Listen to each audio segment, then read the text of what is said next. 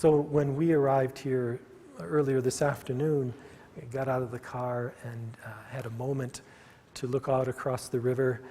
It was actually snowing then. I don't know if it was when you arrived. And I took a moment to touch into my breath, to open myself to the experience of being here, of arriving. My phone wasn't ringing, so I didn't have any, invitation to a particular kind of a sacred attentiveness.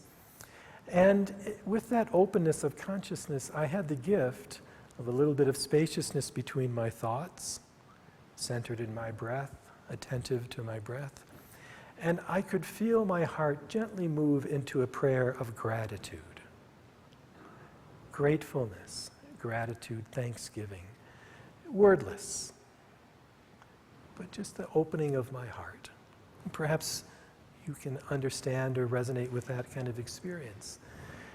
The gratefulness was triggered by a few thoughts of being here in the past 5 years and the connections made with people and the beauty of the place and the values that are embodied here. There is a sense of gratitude. Brother David Steindl-Rast, who's a great Christian contemplative teacher, says that gratefulness unites us with the giver of the gift of life. So we can experience a gift, like a sense of appreciation for the snow or for the silence or for the incredible vegetarian food that Garrison is renowned for.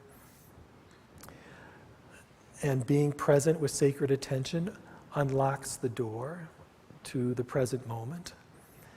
And then these dispositions that are hallowed in Christian prayer, Judeo-Christian tradition, one of them being gratitude and gratefulness, opens us not only to the gift, but to the giver of the gift. Think of in your own experience how important gratitude can be to open us to the moment of time. This moment. Any moment.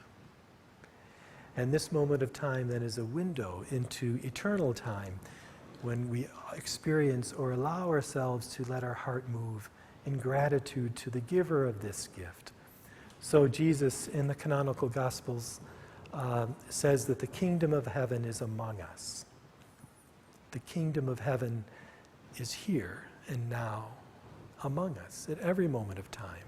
All we really need to do is to practice the presence of God, as Brother Lawrence would say. Or as another great Christian teacher from 3 or 4 centuries ago, Jean Pierre de Caussade said, he said, every moment is a sacrament, the sacrament of the present moment. The sacrament is something that's a window into the divine life. It transmits the divine life. Jean Pierre de Caussade had a wonderful teaching on the gift of the ordinary moment of time. Time doesn't have to be special. It doesn't have to be charged with a lot of juice, or we don't have to be excited or stimulated or hyperactive in order to experience that this moment is sacramental. What is required is to be present to the moment, to be present to the moment, to be present to what is. And I suggest if you've practiced this kind of approach to contemplation, then the value is to be present to the ordinary moments, like getting out of the car and stepping onto the pavement and feeling what it's like to be present and look around at the trees and the snow.